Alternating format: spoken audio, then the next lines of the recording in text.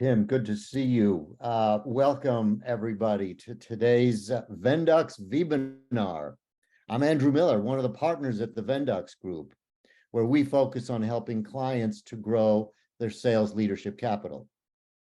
It's often said that nothing happens in business until somebody sells something. Our speaker today is a true expert who gets hired to make that happen. So I'm really thrilled to be here today with Tim Wackel. Tim brings more than 3 decades of successful sales and presentation coaching experience to today's ve-BINAR. 3 of his many achievements include: 1, being recognized as the #1 producer in a 10,000 person sales organization. 2, helping lead a software startup through a successful IPO. And 3, directing a $50 million sales organization for a Fortune 500 company. The ideas that you're about to benefit from have already helped thousands of business professionals create more effective client presentations. And we're really lucky and grateful to have Tim spend some time with us today. So a couple of quick housekeeping notes. We'll keep everyone muted for the duration of the webinar, and there'll be a Q&A at the end. So you can either use the chat function in Zoom to submit your questions, or at the end, feel free to open up your mic and engage directly with Tim at the end of the webinar. The webinar is being recorded, and it will be shortly available right afterwards on our site and on YouTube, where we also get a lot of interaction and engagement. So let's jump right into the heart of the subject today: the anatomy of a lousy sales pitch and tips for winning pitches. So Tim, I know you do a lot of work helping sales professionals and business execs create more effective presentations. I'd love to know, just right at the outset, high level, how did you get into this business, and what are you doing every day with clients? And then what is the most common mistake, or what's one of the 1 or 2 top mistakes that you help your customers work through? Well, thank you, Andrew. Thank you very much. So how I got into this business, I spent the first 20 years of my career in sales and B2B sales and technology. My background is I'm an electrical engineer, and spent 20 years in corporate America building, managing, leading, and growing sales teams. And then found myself at a crossroads and was kind of on the sideline for a while. And a colleague of mine called and said, "Hey, we're having this sales meeting. We're going to have several hundred people in the room. Would you be willing to come in and work with them? We don't want a motivational message. We really want you to kind of come in and kick them in the hind sign and get them focused in the right direction." And I said, "Are you going to pay me for that?" And he goes, "Yeah." And from that experience, this practice was born, and we are going on 22 years strong now. So what I do is I work with clients who want their sales teams to perform at a higher level. And part of that is presentations. I do a tremendous amount of work in presentations, Andrew. And I would tell you that when we run a presentation boot camp, when we do presentation coaching, in my opinion, and these are all going to be my opinions, obviously, in my opinion, the #1 biggest mistake most people make when putting together a presentation is they haven't done their homework. They don't understand their audience. The #1 reason most presentations today are way too long and fall short is because we haven't done the heavy lifting up front. So if we don't do the heavy lifting up front, that means that when I show up, I have to do the show up and throw up, right? It's the spray and pray.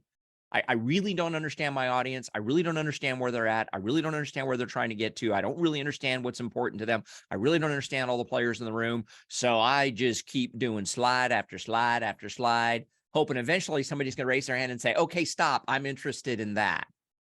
Right. You go to the restaurant and the waiter comes by and they talk about, "Oh, we've got the seafood, we got the pasta, we got the beef, we got the lamb, we got the pork." It'd be a lot more effective if the waiter said, "Hey, what do you think you're most interested in today?" It's like, I'm kind of interested in seafood. Why don't you just focus on the seafood selections? Much more effective way of communicating. So by and large, Andrew, I would say #1, most people jump at the chance to deliver a presentation before they've really done their homework. I mean, if I'm coaching an executive and I'm like, "Hey, so tell me what you know about your audience," if I get answers like name, title, an email address, I'm like, we're not doing this yet. Don't even get out of the car because you have not done the homework and you are going to fall short. And here's the challenge is once you fall short with a presentation, it's really hard to get invited back, right? Because nobody wants to sit through a beating a second or third time. And so I'm a real big believer, if we're going to do it, let's do it right. Let's tee this thing up and knock it out of the park. Yeah, that's a great one, a classic. I've been there, but it's great advice, and insight. So you see so many presentations, you work with a lot of people. So what's another uh characteristic of a lousy pitch that you see on a regular basis? Okay, super. So, step one to me when we're coaching people is you got to do your intelligence, got to do your homework.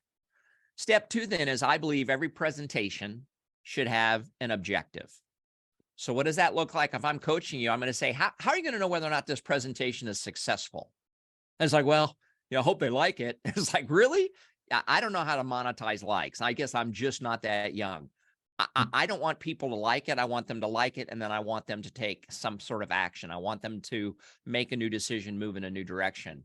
So another challenge is really helping presenters understand what their objective is. And when we break it down, let me kick it down a level for you. A presentation objective consists of two things and two things only. The first thing is you got to answer question one. And question one is, what specifically do you as a presenter want? AKA, what are you going to ask for? And sometimes people are like, well, I'm not in sales. I'm not going to ask for an order. Well, that's okay, because we can ask for an order. We could ask for a referral. We could ask for a recommendation. We could ask for an introduction. We could ask for a next step. There's a lot of things we could be asking for. But before I make a presentation, I want to have it in my mind, hey, this should be the next practical step, and I'm going to ask for that. So that's question one. What are you going to ask for at the end of the presentation? And then question two, you got to answer is, well, why in the world should the listener do that? Because every listener, when you're doing a presentation, everybody in your audience is tuned in the magical radio station, WIIFM. What's in it for me? And if you're not pounding that home, they are tuning out. They're thinking about dinner. They're thinking about a tea time for the weekend. They're thinking about what time do I have to pick up my kid at daycare, right?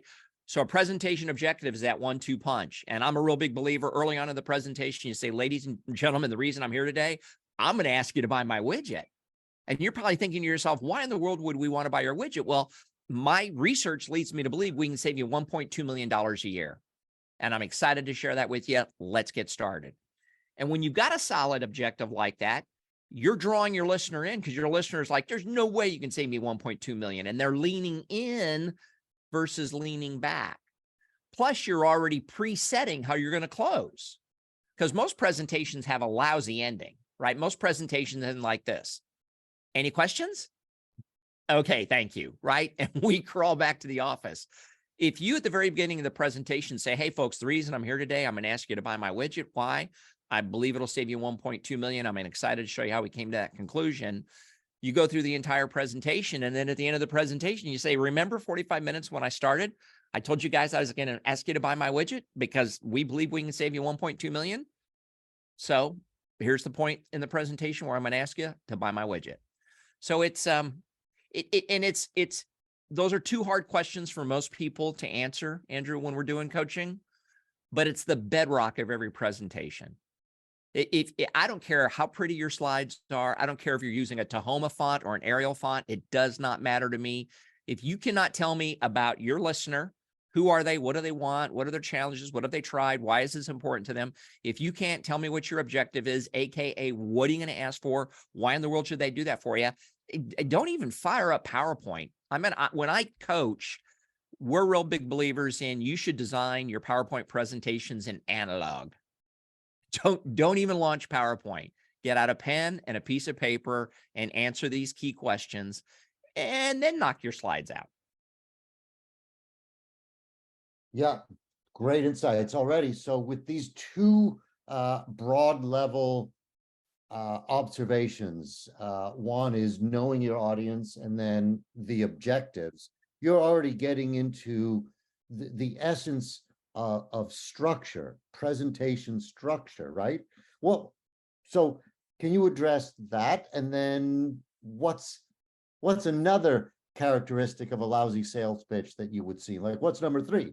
Yeah. So you hit the overarching theme, Andrew, is that 99% of people, when they put together a presentation, have no structure. If you sit down with an executive or sales professional and you say, hey, I'm looking at your deck here, help me understand, what structure did you use? What methodology, what roadmap did you use to put this deck together?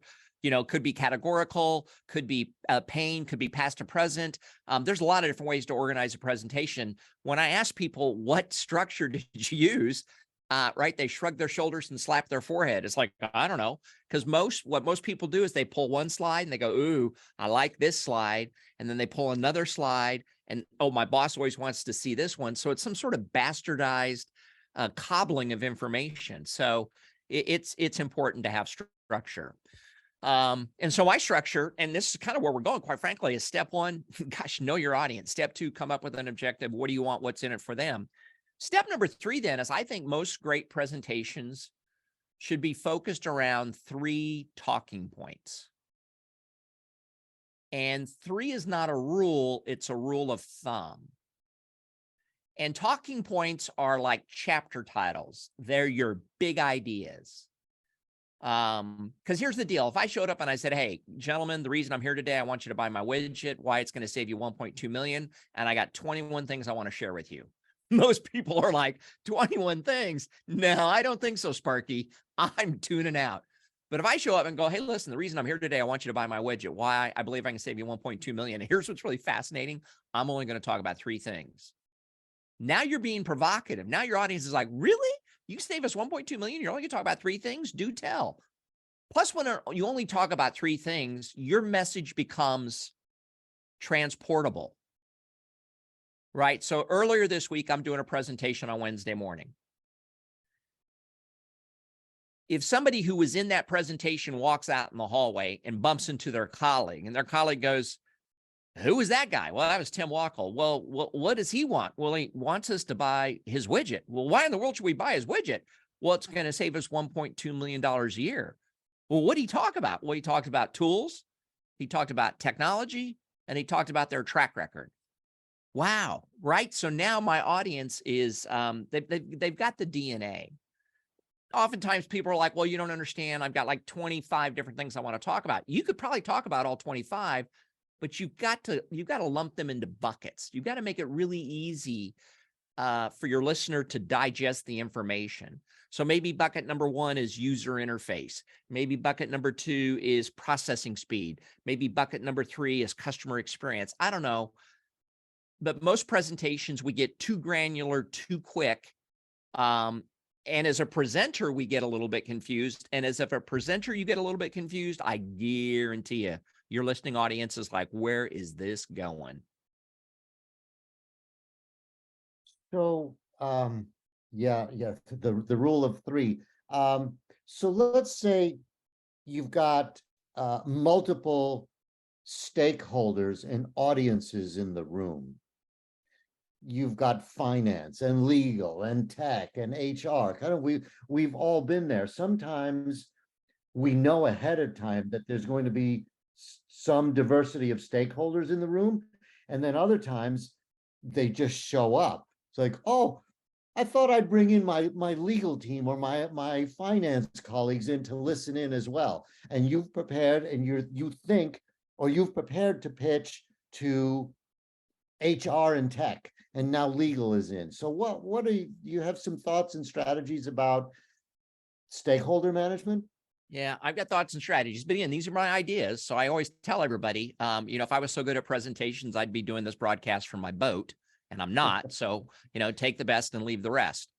Here's the deal. As part of your homework, you need to lock down with whoever you're dealing with exactly who's going to be in the room.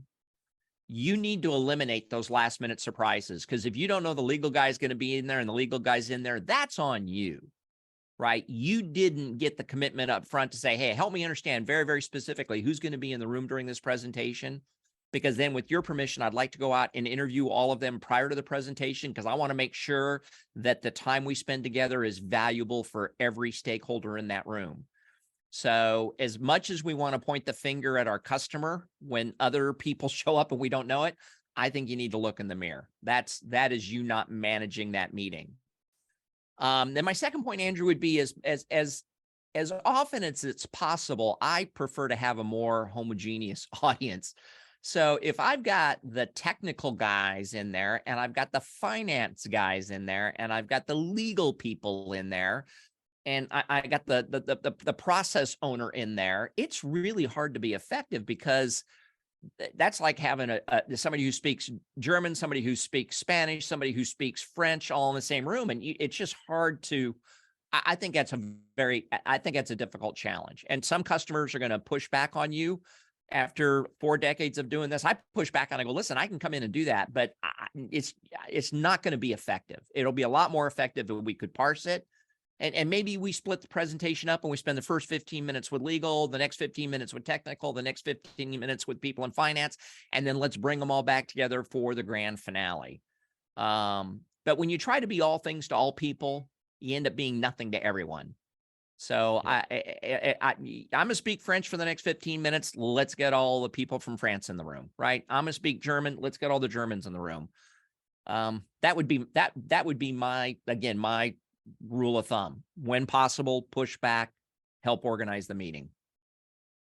Yeah, that's great advice. I want to come back in a little bit to this notion about interviewing your stakeholders ahead of your presentation. That is a very interesting thought. I think it's often overlooked. It's not pursued. It's not even considered, but it's such great advice. What's another? So you can address that if you want now, but I'm also curious, other elements, other characteristics of lousy sales pitches that you see.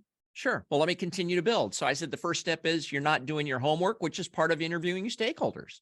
So first job is you got to ask a ton of questions. You got to understand where everybody's at, who's going to be in the room, how you're going to handle the day. Step 2 is get this objective. This is what I want. This is what's in it for you. Step number 3, I'm going to try to organize my presentation around 3 big ideas or 4 big ideas. Again, 3 is a rule of thumb, not a rule, but it shouldn't be 12, 15 different big ideas, 3 or 4 big ideas. Then the next step is now we start organizing what I call our supporting evidence. So whatever talking point 1 is, it's like, okay, how am I going to drive home talking point 1? Most presentations that I see are brimming with supporting evidence. Another way of saying supporting evidence, it's data, right? It's bits, bytes, and bandwidth. So now we got to start organizing our supporting evidence. So we got talking point 1. It's like, okay, what data do I need to present to drive home my first idea? What data do I need to present to drive home my second idea? And what data do I need to present to drive home my third idea? So we want to organize that data. And then the next step, which is the most important, is now we got to make the data sexy. We've got to make the data fun. We've got to make the data sticky. So the group I'm working with this week, Andrew, all electrical engineers. And I mean, here's our 3 dB bandwidth. Here's the noise floor. We're this many dBm below the rotation of the earth. I mean, it's just like, guys, listen, that's important stuff, but we got to dress that up a little bit. And the little quip I always go is, you know what? No child says, mommy, will you take me upstairs and share some data with me? No, it's mommy, will you take me upstairs and tell me a story? So tell stories around your data, share personal experiences around the information you're sharing, use anecdotes, use quotes. But data for the sake of data is just dull, boring, and doesn't stick. So you got to make your data fun. And the people that are real data heads out there, I know you're rolling your eyes. It's like, you can't do it. You can't do it. I'm here to tell you, you can do it. It can be done. And I've got hours and hours of video of people who have done it, and accountants, lawyers, engineers, architects, once they get it. And here's the deal. As a presenter, once you start making the data fun, it's fun for you. Right? Because if I'm just talking 3 dB bandwidth for the sake of talking 3 dB bandwidth, it's like, I'd rather go suck on a tailpipe. But if I can talk about 3 dB bandwidth and use examples and stories and personal experiences, then I start seeing chin music in my audience. My customer starts going, yeah. And it's like, okay, now they get it. So you got to organize that supporting evidence and you got to make it fun. I love that headline, dressing data up to be sexy. I guess related to that is an audience's attention. Um, any other thoughts about specific techniques or strategies that can help capture and maintain an audience's attention throughout the presentation? Yeah. So, couple thoughts on that. This topic came up this week, as a matter of fact. Because this part of the team I was working with, very specifically, it was like, how do I keep their attention, but how do I keep their attention in a Zoom or a Teams type environment? And here's my 2 cents worth, folks, is that the pandemic and this forcing everybody to a virtual presentation reality, the pandemic really exposed a lot of warts and weaknesses. Because when I could show up on site, I could kind of rely on my charm and my wit and my humor to kind of, shore up my presentation. Now, all of a sudden, I got a little thumbnail, 1 inch by 1 inch. And man, if you were just okay pre-COVID, your children are probably getting real skinny right now because you're just not getting it done. So my tips are, number one, you got to keep slides moving, whether virtual or live. When somebody puts a slide up and let's say there's 5 bullet points and all 5 bullet points are up there at once, you're not controlling the flow of information and that slide stays up there for 3 minutes, you've lost them. Visually, you have to keep refreshing. So what does that mean? If I've got a slide that's got 5 bullets, I release the first bullet first, talk about that. Gray that one out, release the second bullet, talk about that. Gray that one out, release the third bullet. So at least there's image changes. Plus, we all know that if you put all 5 bullets up there, 15% of your audience is reading all 5 and they're going to raise their hand and ask you about number 5 before you get to number 2. And it's just going to derail you. So you got to keep the images changing. And the other thing too, Andrew, is you gotta really work on your delivery skills. If you're monotone, you better start working on it. If you don't have any confidence, you gotta start working on looking confident. If you don't smile during a presentation, there's some low-hanging fruit. Because here's the deal: when you deliver a presentation, there's somebody there that wants you to be more successful than you want to be, and that's your listening audience. Nobody woke up today and said, I'm going to listen to this seminar by Tim and I hope he just blows. No, people are hoping this is going to be a good use of their time. But if I'm up here delivering and it looks like I just had a root canal, people are like, oh, it's so painful for him, I want to look away. So try to have some fun, because if you're having some fun, it makes it more fun for your audience. I mean, somebody told me years ago, the height of listening happens immediately after laughter. So again, it's not about being silly, but so many people get up there that are full of energy, full of life, full of personality. And the minute they go to the first slide, it becomes a robotica presentation. It's like, what are you doing? Let your personality come through, modulate your voice, right? I always tell people, use your voice like a roller coasters, because roller coasters go really, really fast. And then roller coasters will slow down. Roller coasters go up, roller coasters go down. They get louder and they get softer. So you got to work it, folks. Unless your data is so damn good it sells by itself, you got to work it. Excellent. Well, you have an excellent radio voice. So I think there's some questions coming in through the chat. So I want to ask, well, I have a whole bunch of questions, but I'm not going to fill the room. Tim, what's one more characteristic? And then maybe Henning, you want to moderate some of the questions that are coming in, and we'll take 1 or 2 from the floor and we'll go from there. Yeah. So the next characteristic, again, working through the process that I teach people, know your audience, do your homework. Step number 2, get an objective. This is what I want. This is what's in it for you. Step number 3, organize, get 3 big ideas, 3 talking points, 3 or 4 talking points. Step number 4, organize your supporting evidence. Then step number 5 is develop your hook. The hook is the first 60 seconds of a presentation. And most people lose their audience in the first 60 seconds.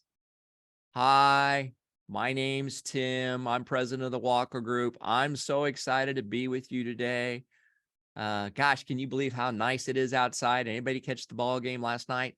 When you start your presentation, you need to start with an interesting fact, a relevant story. I believe you want to catch people off guard. You want people to be like, where is this going? Because they're going to be leaning in. When somebody starts a presentation, something like this, you know, I'm driving into the office today and this really weird thing happened. And I want to share this story with you because the way I handled this weird thing, the way I reacted to it, bears directly on what we're going to be talking about today. And everybody's like, what weird thing happened? How did you react? Right? So we want to breadcrumb people in. And I just don't see that happen because I guarantee you, I can't guarantee you, I would be willing to take the over on an over-under bet that if everybody listening right now opened up their last 5 presentations, your first slide looks identical to everybody else's. It has the company name, it has your name, it has the title of the presentation, it has today's date, and it says company confidential. Whoa, there's some information I had no idea how to get a hold of. Why are you starting? That is the cover of a leave behind. Should never be your first slide. People ask, what should the first slide be? You know what I think the first slide should be? Black, a black slide. Because when you got a black slide on and you come up and you get in front of the room, you are it. All eyes are on you. Nobody's looking at that silly slide that says company confidential, right? They're like, wow, is the bulb burned out? Does he know there's no information on that screen? It's like, no, I want to have the first 60 seconds to connect with you.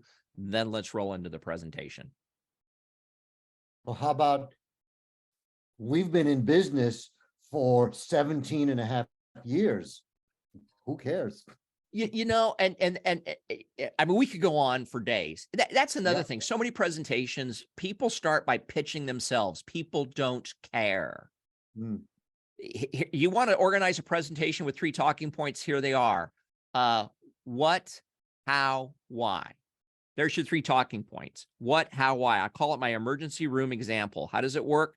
When I go to if I got sick tonight and had to go take myself to the emergency room, when the attending physician comes in, do you want the attending physician to come in and say, oh, you're in great luck. We have over 525 beds. I actually studied at the University of Chicago and then got my medical. It's like, I don't really care about you, dude. The first thing I want to know is what is wrong with me? So when you're presenting in a business world, what is the problem? What is the challenge? What is the opportunity? What is the risk? Because when you talk about the what, you're talking their language, not about you. The second thing I want to know when I go into that emergency room, first thing is what? Doc, tell me what's wrong with me. The second thing is the how. How are you going to make me better? So when you're organizing your presentation, here's the what. Second step is let's talk about the how. Here's how we're going to take advantage of this situation. Here's how we're going to mitigate the risk. Here's how we're going to grow your sales. Here's how we're going to make your customers happy, whatever. And then the third talking point is the why. The why is now you have finally earned the opportunity to say, and this is why we believe we're the right partner. When you start with the why, hey, let me show you this map of the US with all these little red dots because I know that's going to influence your buying decision. No, it's not, right? Talk about them. And at the end, then position yourself as being the right person to deliver, but share those insights first. Sorry, I get a little passionate about this. I thought we were going to do Q&A. Yeah, great. Henning, are there any questions from the virtual room? Yeah, well, then now is a question, because Elon, you are active in the chat. Do you want to unmute and ask your last question? Yeah, just Tim, was it what, why, how in that order? I like what, how, why. And again, the way you remember it is if you're sick and the doctor comes in the room, first thing you want to know is what is wrong. Second thing you want to know is how are you going to make me better? Third thing you want to know is why in the world should I trust you? Why are you the right doctor? Okay, thank you. You're very welcome. Thanks, Elon. Any other questions for the moment from the group? I have a question. Yeah.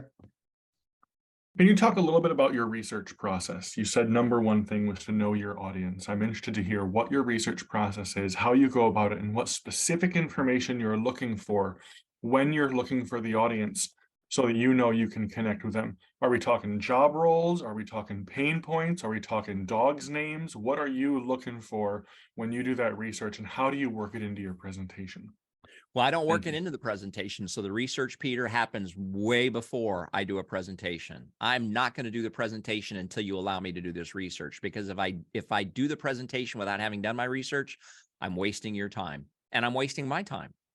And we all want to be more effective because time is the one thing nobody has enough of. So it's, to me, Peter, it's a two-step process. We're going to do some discovery first, and then we're going to present our conclusions. So when it comes to doing the discovery, when we talk about the audience, number one, who specifically is going to be attending the presentation? Number two, what exactly are their concerns? Because when somebody asks me to come in and do a presentation on negotiation skills, I automatically assume negotiation skills is the center of their universe. It rarely is. So whatever I'm being asked to present on, it's like, hey, you guys are asking me to present on this, but what are the other concerns that are going on in the organization?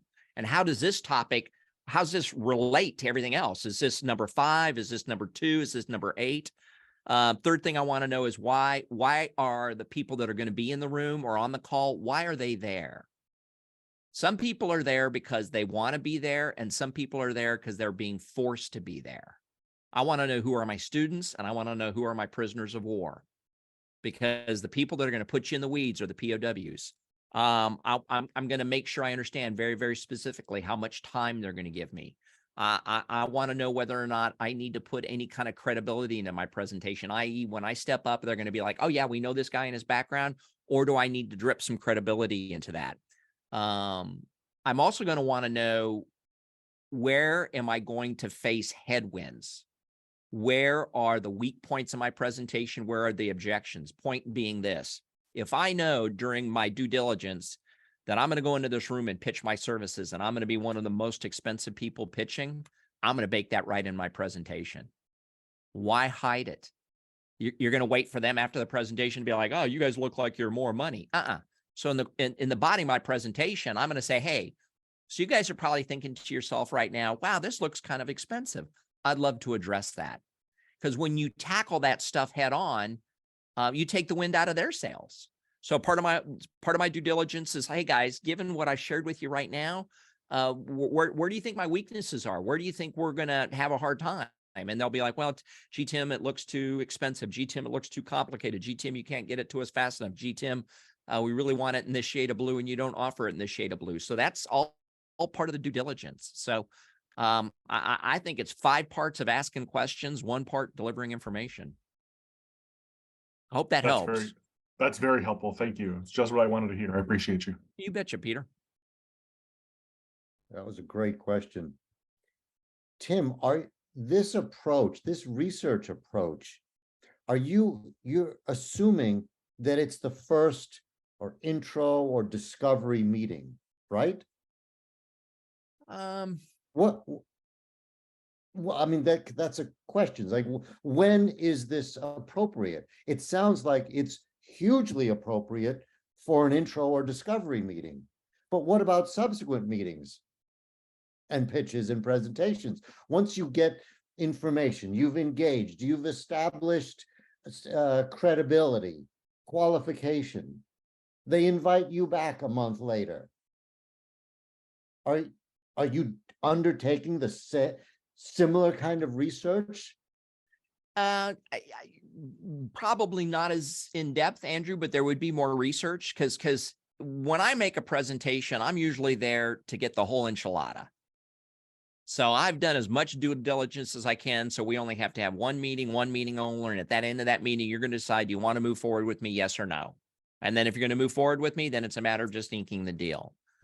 Very rarely do I get called back for a second one. But if I was going to get called back for a second one, I'd be like, again, I'd feel like I fell short, because obviously we didn't get it done with this initial meeting. And sometimes you can't.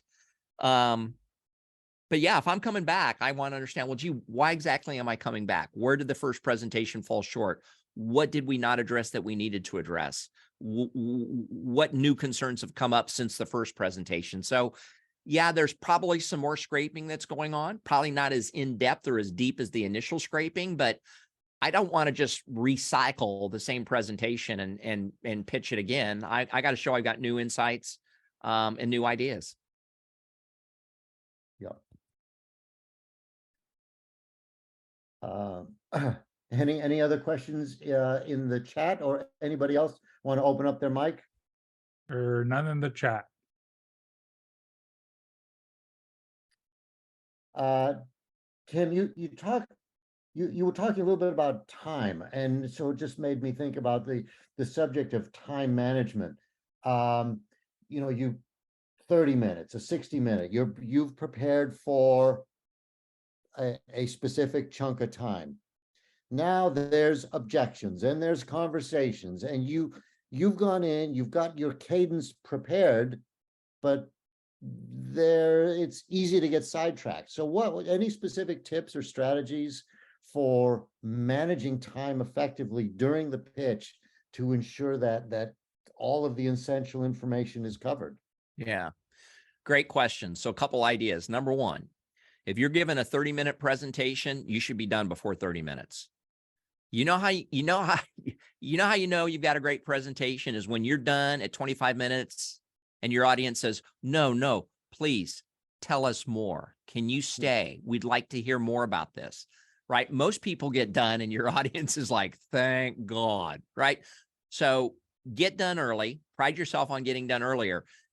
Instead of worrying about telling them everything about everything, tell them the most important stuff. And if they're interested, they'll pull you back. They'll say, well, wait a minute, tell me some more.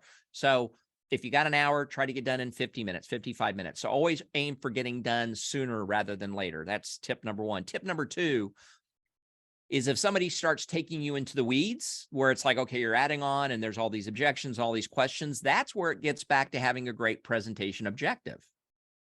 Right at the very beginning, you said, hey, the reason I'm here today, I want you to buy my widget. Why? I'm going to save you 1.3 million. I'd love to show you how. Somebody raises an objection or has a question early on, as a matter of professional courtesy, I will answer that question. If they come back again 5 minutes later and got another question, I'll say, you know what, Andrew, that's a great question, but it really doesn't support what we agreed the objective for this presentation was, which is I want you to buy my widget and I'm here to show you how we're going to save you 1.3 million. So what I'd like to do is I'd like to go to the rest of the team. Team, would you like me to kind of divert and answer Andrew's one off, or do you want me to stay on the rails and get to where we said we wanted to get to? And I would tell you the vast majority of the time, Andrew's team will tell Andrew, shh, that's enough, because they agreed to what the objective was. And it's like, no, let this guy get finished. And then maybe we can have another meeting and address your concerns. Wow, these are great pearls of wisdom. I've taken a lot of notes. This is great. Any other? I'm just looking at the clock.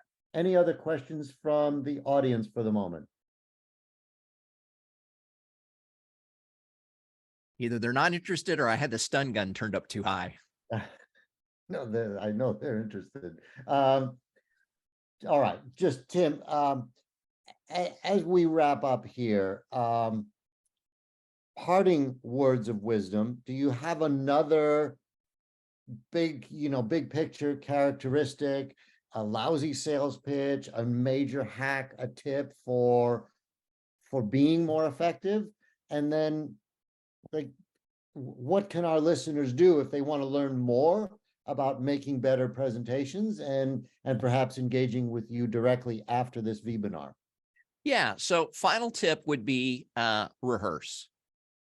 Most people refuse to rehearse, and rehearse means standing up loud or however you're going to deliver out loud.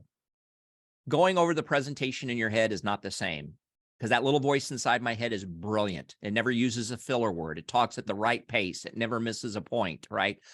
And the team I was working with this week was like, well, we're just too busy. We just don't have the time to rehearse. It's like, look, you can pay me now or you can pay me later. You either invest the time up front and get to where you want to be, or you don't invest the time and it's a lousy presentation. And then you got to spend time post-presentation patching a bunch of holes in the drywall. So rehearse. That's where your confidence is going to come from. And that's where you're going to be more convincing and more compelling. Moving forward, I'd say there's a couple things, Andrew. Obviously, number one, hit me up on LinkedIn. I try to post 3 or 4 times a week on LinkedIn, whether it's little pearls of wisdom, as you say, or whether they're little video vignettes that I'm shooting. It's usually just top of mind stuff on presentations, relationship building, and all things selling. And then the other thing is, the folks that have signed up for this and or are watching the recording, if you'd like access to one of my online training programs, all you got to do is send me an email, tim@timwackel.com. And in the subject line, put Vendux offer. That's all you got to do. Vendux offer. And we'll set you up in our system. You'll get an email saying, hey, you got access. It's like a 1-hour program called Anatomy of a Lousy Pitch, the 10 worst presentation habits and how to avoid them. And what you're going to hear is going to support a lot of what I've said today. So when you listen to it, don't be like, well, he already talked about that. We just go a little bit deeper because it's a full 1-hour program. Tremendous. Very good. Henning, anything else from you? Any other questions or wrap up? Otherwise, I think will we did a close great out job. today. Thank you, Tim, for being on the show. You're very welcome. Thanks for having me. I echo that. Tim, thank you very much. We're really grateful for your time today and your nuggets and pearls. Very, very much appreciated. Great to have you. Everybody, thank you for your questions, your participation, for being here with us today. We'll see you on our next webinar. And Tim, thank you for the offer as well. You bet. Thanks, everybody. Have a great rest of the week. Thank you, everybody. All the best.